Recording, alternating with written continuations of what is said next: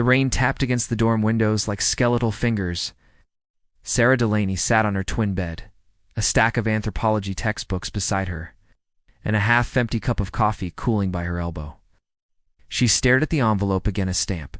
No return address, just one word handwritten in bold black ink.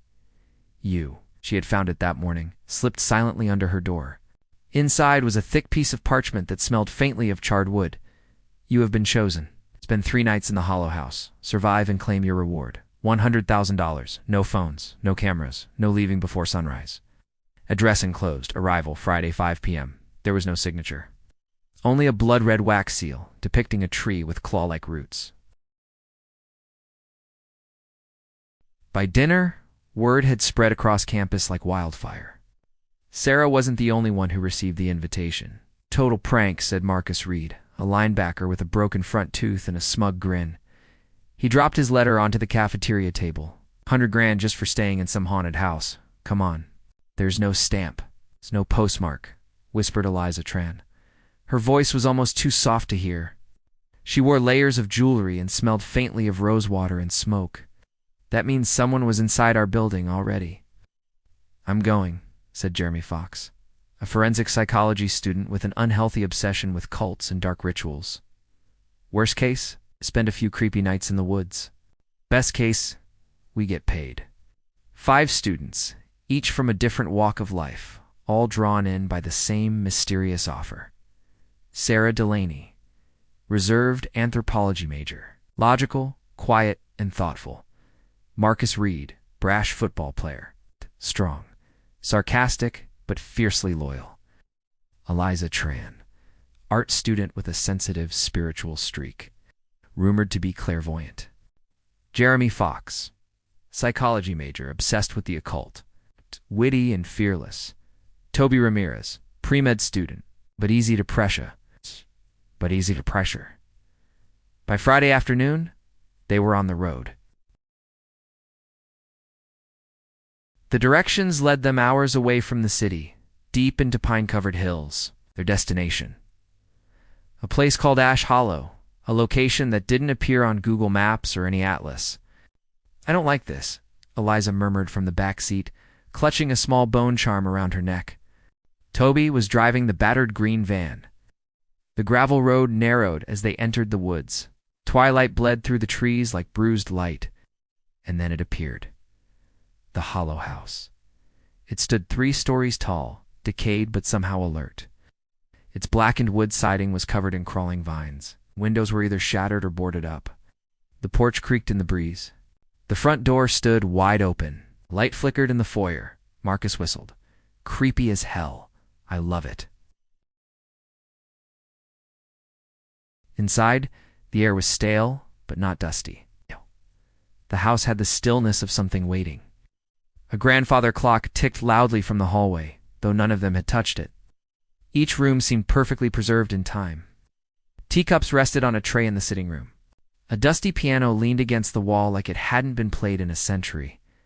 Upstairs they found 5 bedrooms. Linens were clean, the air was cold. Each door bore a nameplate. Sarah, Marcus, Eliza, Jeremy, Toby. What the actual? Jeremy said, stunned. They knew we'd come. Sarah's stomach twisted. Single chime rang from the clock downstairs. Ding? Eliza whispered. It's sundown. That night, they stayed close. No electricity, no phones, and the only light came from flickering candles. I say we stay in pairs, or all together, Sarah suggested. Just in case. I'll be fine, Marcus said, stretching out on the couch. This place is just old. There's nothing here. There is something here, Eliza said, staring into the unlit fireplace. I can feel it watching. Jeremy leaned in with a grin. Yeah, where is it? Eliza's eyes didn't move. Under the floor. They laughed nervously. At midnight, Sarah returned to her room. Her mirror was fogged, as if someone had breathed on it. She wiped it with her sleeve. Words began to form. You're already inside. She turned around quickly. No one was there. The next morning, they were all still there. But none of them had slept. They each experienced something different. Jeremy heard whispering under his bed. Marcus heard pacing footsteps in his locked room. Lisa heard her name whispered from the closet. Toby heard a child laughing inside the walls. Sarah heard scribbling like someone writing, but her desk was empty. By breakfast, Toby had packed his bag. "I'm out. This isn't a game." He walked to the front door and opened it. Fog. Thick, white, suffocating fog. It swallowed the front porch and the road beyond. Trees disappeared into it like smoke. He stepped outside. The door slammed shut behind him. They ran to open it again. Toby was gone. Sarah called his name. Jeremy sprinted into the fog. He came back 10 minutes later, breathless and pale. "There's nothing out there, just white. It goes on forever. No road, no sound, just nothing." Eliza clutched her arms. "It doesn't want us to leave." Sarah stared at the house. "Then what does it want?" The floor creaked beneath them like the house itself was breathing. They stood in silence for a long time after Toby vanished. The fog outside curled against the doorframe like something alive, thick and unnatural. Sarah reached toward it with her hand, but the cold stopped her halfway. It was as if the fog pulled, like it had weight, like it wanted her to step in. Marcus slammed the door shut. "Nope, we're not doing that," he muttered, rubbing his arms. "He's probably screwing with us. Hiding behind a tree, laughing his ass off." "No," Eliza whispered. "Toby's gone." Jeremy paced. "Okay, let's think logically." Fog rolls in. He walks out. "Maybe he wandered off and got lost. Maybe Eliza and I watched him vanish," Sarah cut in. "The second we opened the door, he wasn't there. There was no sound. No footsteps. No nothing. They all stared at each other. Something had changed." That afternoon, the house felt heavier. The wall seemed to close in by degrees. They walked the halls, checking every room. Something about the air was too still, like the house was holding its breath. In the library, Marcus found a journal. Old, leather-bound. Pages brittle with age. He opened it and frowned. "This house was built in 1892, he read aloud. Owner, Dr. Solomon Hirth. Physician and spiritualist." "What's a spiritualist?" Sarah asked. Jeremy answered before Marcus could. 19th century belief system. People who thought they could talk to the dead, ghost photography, stuff like that. Marcus flipped further. "Listen to this. My guests hear them now, the whispers. That means the door is open again. It always starts with whispers." They exchanged nervous looks. Sarah whispered, "This isn't a prank, is it?" No one replied. By evening, they tried to eat. The pantry held canned goods, dried food, and glass jars of something that looked like jam, but smelled like rot. They found a hand-cranked radio in the kitchen. It only picked up static. Then for a few seconds a voice came through faint and warbling. "Greater than ... can, single quotes. To leave ... must then." Silence. Eliza dropped her spoon. Eliza dropped her spoon. "I want to go home," she whispered. "We all do," Jeremy said. "We can't." Later that night, they returned to the living room, dragging mattresses from the bedrooms. They weren't going to sleep apart again. Jeremy lit the fireplace. The flames flickered yellow, then blue. Sarah noticed the shadows didn't move right. They flickered, but they didn't match the flames. Some seemed to move against the light. Backward. Wrong. Eliza sat with her knees pulled to her chest. "The house is watching." "You keep saying that," Marcus snapped. "What does that mean?" Eliza didn't answer. Sometime after midnight, the whispering returned. Sarah woke first. The whispers were near her ear, sharp and fast, like a child reciting a secret. She sat up and realized no one else had moved. The fire had burned out. The whispers stopped. She stood and walked toward the hallway. A light blinked at the end of it, on and off. A bare bulb, swinging gently, though no wind blew. Beneath it, on the floor, lay a trail of coins. Copper pennies. Dozens of them, arranged in a perfect line leading to the basement door. Sarah didn't breathe. Then, tap tap. Up! Something knocked from beneath the basement door. She turned and fled. Morning arrived and the house shifted. The wallpaper peeled a little more. The paintings in the hallways were different now. The faces were blurred, eyes smudged out. In Sarah's room, the message in the mirror changed. One down, 4 to go. They gathered in the dining room, bleary-eyed and pale. "We have to figure this out," Sarah said. "We're trapped, and whatever this is, it's counting us." Marcus slammed his fist on the table. "Then let's burn the damn place down." Jeremy shook his head. "What if it burns with us in it? What if that's what it wants?" Eliza looked up slowly. "There's something under the house," she said. "I felt it last night. Moving, breathing. It's hungry." Jeremy turned to her. "You've felt this before, haven't you?" Eliza nodded. "I dreamt of this place before the letter came." Silence. That night Eliza didn't join them in the living room. They found her asleep in the bathtub, murmuring in a strange tongue. Sarah tried to wake her. Eliza's eyes fluttered open black, as if her pupils had swallowed everything. Then she screamed, greater than "Don't open the last door," and went still. But she remembered the dream, began in the same bathtub, only it was filled with black water, thick, still, and cold. She was submerged, eyes wide open, unable to move. Faces floated past her one by one. Some she recognized. Toby, her sister, an old teacher. All of them with hollow eyes and mouths sewn shut. One by one, the faces whispered without sound. "Greater than she is coming. She is hungry. She chose you." When she woke, her skin was wet. But the tub was dry. Downstairs, Jeremy was pacing the hall, gripping the journal tighter than ever. "She said not to open the last door," he muttered. "Which door?"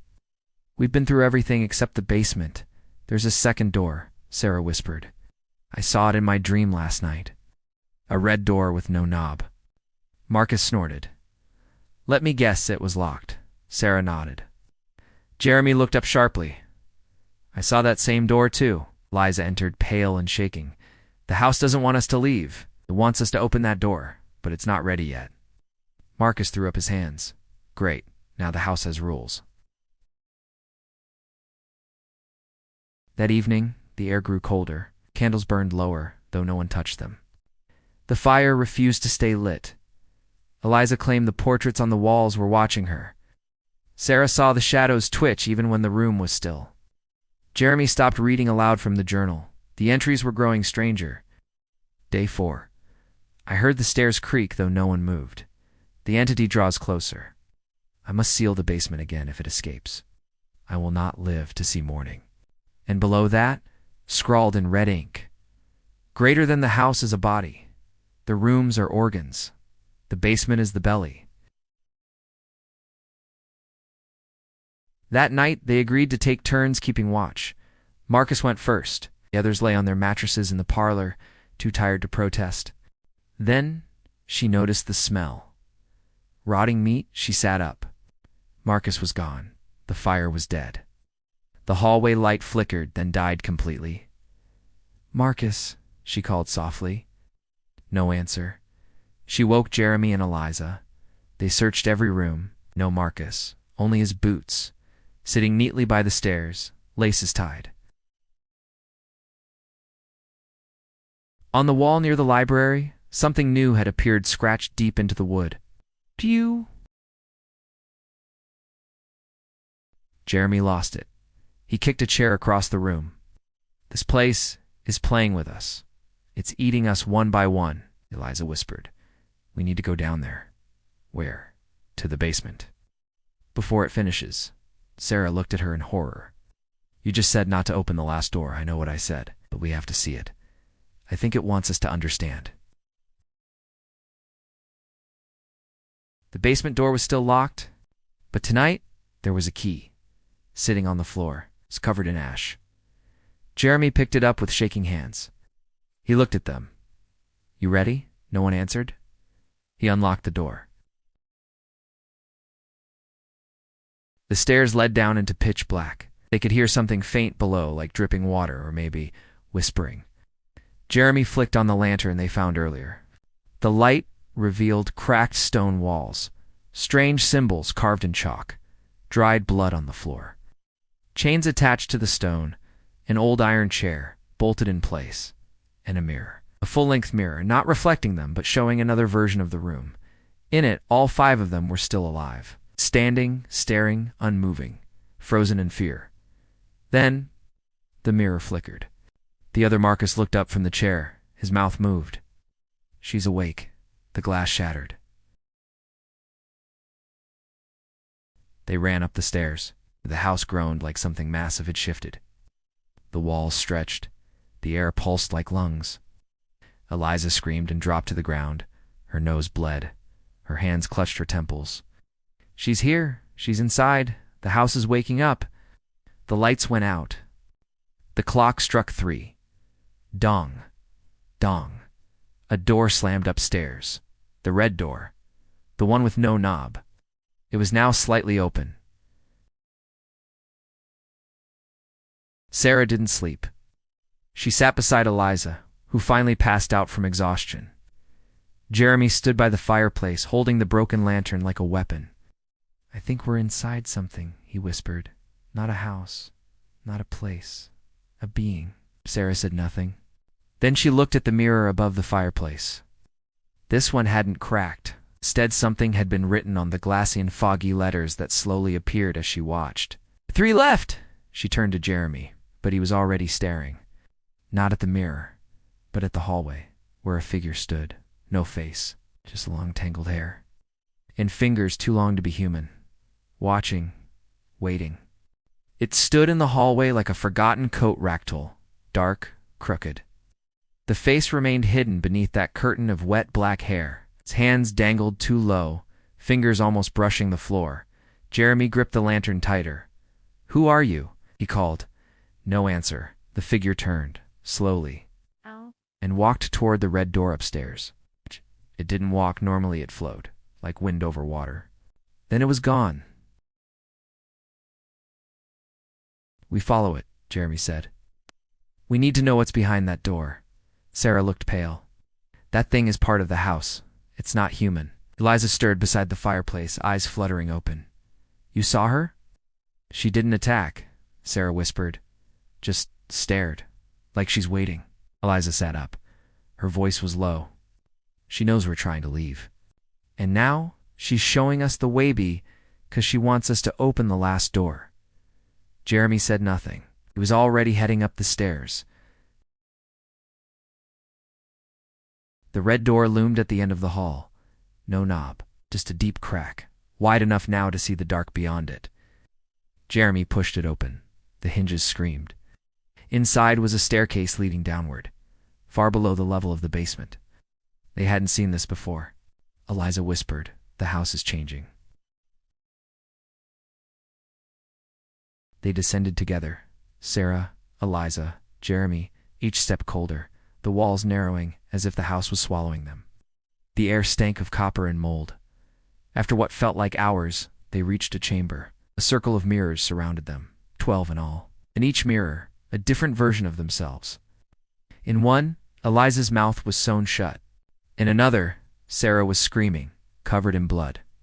Jeremy was missing from several. Then one of the mirrors cracked from the inside. Sarah stepped forward. Suddenly, the light died. Darkness then, greater than whispers, scratching, voice deep, cold, ancient trite behind her ear. "Greater than you are the marrow, you are the end."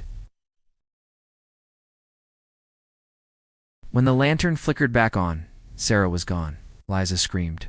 Jeremy spun in circles. Sarah? She was nowhere. Only her reflection remained in the wrong mirror. She mouthed words they couldn't hear. The mirror turned black. Then the word appeared, scratched into the stone floor. Greater than 4. Jeremy broke.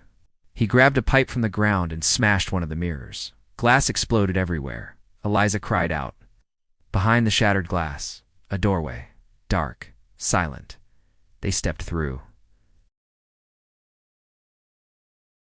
The next room was wrong, too large. Grand dining hall, like a cathedral, but underground, lit by a black sun that hung in the skyless ceiling.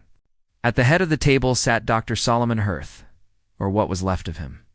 Skin shriveled, eyes black, hands long and bony. He smiled. "You've made it far. She likes you. Where is Sarah?" Jeremy shouted. Hirth tilted his head. Ice. "Inside, as are the others. Your friend Toby still screams, but you can't hear him through the walls." Jeremy rushed forward, raising the pipe. Hirth didn't move, only whispered, "Open your eyes, boy." Suddenly, Jeremy froze. He dropped the pipe. He fell to his knees and screamed. Lisa backed away. Hirth's voice echoed like thunder. "Greater than this house is not cursed. It is sacred. A vessel, built on her grave, fed by fear. It must eat, and now you are the final course." The air thickened. The ceiling cracked. The black sun above pulsed once, twice, then exploded into light. Eliza covered her eyes. When she looked again, Hirth was gone. Jeremy was gone. Only she remained. And the room was now a stone cell. She turned and found a mirror. It reflected her. Only her. But behind her, in the reflection, stood the woman with no face. She leaned in and whispered in a voice that vibrated the bones. "Greater than one left." Eliza stood frozen before the mirror. She didn't move, couldn't breathe. Behind her reflection, the faceless woman just stood tall, still unmoving. Her hair was soaked as if she'd just risen from deep water. Her hands were wet too, glistening like something alive clung to them. Then she stepped forward, but not in the reflection, into the room. Eliza turned nothing, no one. The mirror cracked from top to bottom. Alone. That was the word that echoed in her skull now. Not trapped, not lost, just alone. Or so she thought. Then she heard the voice, a whisper familiar and broken. "Greater than Eliza," she spun. Jeremy's silence. Then the whisper again, this time from the wall. "Greater than the house won't let go, unless you feed it." She ran, through the narrow halls that changed behind her. Doors appeared and vanished. Pictures blinked. Wallpaper peeled in slow spirals like skin. She screamed. It didn't matter. No echo. Just that pulsing sound like a heart beating beneath the floor. Then she saw the painting. A massive canvas framed in black bone. It showed all of them. Toby, Sarah, Marcus, Jeremy, and her. But their faces were stitched shut with thread. All except hers. She found a stairwell leading up. She climbed fast. At the top, the red door again. But this time, it had a doorknob. It was turning from the other side. Eliza grabbed a shard of mirror glass from the ground. Her hands bled. She didn't care. The door creaked open. Smoke poured out. Thick black. Choking. Inside was a nursery. Walls painted with faded animals. Toys melted into the floor. A mobile hung from the ceiling, made of tiny bones. In the crib lay a body, small, still, wrapped in a gray sheet. Lisa stepped closer, hand trembling. She reached out. The sheet moved. Suddenly a scream tore through the house. Not from her, not from the baby, from Jeremy. Somewhere deeper, alive, Eliza. Yelled, voice cracking, "Don't touch it." She backed away. The baby sat up. Its eyes were mirrors. The door slammed behind her. Trapped again, the baby giggled. But it was the woman's voice. "Hi, cold, hungry, greater than will you feed me?" Eliza dropped the mirror shard. Her blood had soaked the floor. The crib began to rise, slowly floating toward her. From all sides, whispers flooded her ears. Toby's voice, Sarah's, even Marcus. "Join us. Be still, be hers." Eliza screamed. Then Jeremy crashed through the wall. He was bruised, bleeding and holding the iron pipe again. He charged the crib and swung. The baby vanished in smoke. The room turned upside down, and both were swallowed by the dark. When Eliza opened her eyes, they were back in the entryway. Front door in sight, outside, sunrise. Jeremy helped her to her feet. "No more mirrors," he muttered. "No more doors." Together, they walked. The house groaned, but did not stop them. The door opened. Light spilled in. They stepped out, and the door slammed shut behind them. 1 year later, Eliza sits in a quiet hospital room. Jeremy hasn't spoken since they left. Doctors say he's alive, but not here. She visits daily. One day, she brings him a mirror, sets it on the table beside him. He turns his head. For the first time in a year, smiles, whispers. She's still hungry. In the mirror, Eliza's reflection smiles back, but her eyes are hollow. Time is broken. That's the first thought Eliza has when she wakes up. Not where am I, not what happened, just a quiet understanding. Time is no longer in order. The clock on the wall spins backwards. The calendar says March 13th, 1971. But she remembers August. She remembers winter coats. She remembers escaping. But she's in the house again. Jeremy sits across from her at the table. Not catatonic anymore. Not afraid. He eats breakfast-dry cereal in an empty bowl. No milk, no spoon. But he's not moving his grunching. But he's not moving his jaw. "Eliza," he says, "you never left." She stands quickly. "We made it out." He shakes his head. That was her gift, a lie to feed hope. The windows show only fog. The door leads to the same hallway, no matter how many times she opens it. Even the mirror shows another version of her older, covered in bruises, hair white from fear. She punches it. Her reflection doesn't break. It laughs instead. Eliza begins searching the house again, but it's no longer the same. The library now contains only one book repeating endlessly across every shelf. The book of her bones, each page is blank until touched. Then the paper fills with your worst memory. Eliza closes it before it speaks. In the attic, she finds the cradle again, empty. This time she places something in it, a page torn from the mirror book. It whispers. She doesn't listen. Da da da da da da da. Downstairs, Jeremy has made friends, copies of himself, 4 of them, each with identical voices. They circle a mirror and chant. She waits. She listens. She wants. Eliza grabs his arm. "We're leaving now." He smiles without blinking. There is no now. That night, the power goes out. Lightning cracks through the ceiling, even though there's no sky above. The house opens a new door for her, the 13th door, hidden beneath the staircase, carved on the wood, the offering room. Inside, a throne, a pit, and at the far end her, the woman. Not faceless now, not hidden. She has eyes, dozens of them, blinking all over her face. Her mouth is stitched, but it moves beneath the threads. She doesn't speak, but her voice is inside Eliza's head. "Greater than you fed me fear. Now feed me your soul." The house trembles. Jeremy enters behind her.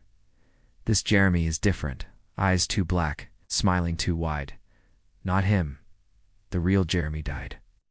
Long ago, Eliza backs away. The woman steps down from the throne. Eliza understands. She can't leave, but she can end it. She takes the iron pipe still warm from the fire. She charges the altar and burns the book. The room catches. Flames rise. The woman screams without sound. Jeremy's shadow dissolves into dust. Eliza's vision fades. Then silence. She wakes up. On a road, outside, dawn rising, a truck drives by, dog barks, and the hollow house is gone. Or so it seems. Because in the truck's rearview mirror, the house is still there. And in the attic window, a baby, waving its eyes like twin mirrors. 1 year later, Eliza doesn't talk about the house. Not to her therapist, not to her family. It's not to the mirror that hangs above her dresser, even though it sometimes breathes when she's not looking. Jeremy is gone. They never found his body. Only a photograph left behind at the hospital. A picture of a room that doesn't exist in the real world. Just 4 walls, 1 chair, 1 door, and a phrase scrawled in blood-red ink, greater than the last room. Eliza dreams of it every night. She wakes up soaked in sweat, hearing that voice again. Greater than she waits. Till one morning the mirror shows her a hallway, not her reflection. Just that hallway again, carved into the floor. Greater than enter willingly, stay forever. She goes back, not by road, not by map. The house finds her. One moment, she's standing in her bedroom. The next, she's on the porch. Door open, house breathing. Inside, the halls are different. They welcome her now. Candles light as she passes. She walks alone, room by room, until she finds it. The last room. There's no door. A curtain of teeth. She parts it, inside a single chair. A mirror on the wall, and a reflection, already sitting. The reflection turns to her, smiles. Its voice is hers, but lower, older, greater than you fed her your fear. Now feed her your truth. Liza shakes her head. I don't understand, Amir whispers. Greater than you were never meant to leave. The walls begin to bleed. The air grows cold. The chair pulls her in. She sits, and suddenly she remembers. Not just the house, but before it. She was born here, raised here, died here. Once her parents were cultists. She was meant to be the offering. But something went wrong. She escaped, or thought she did.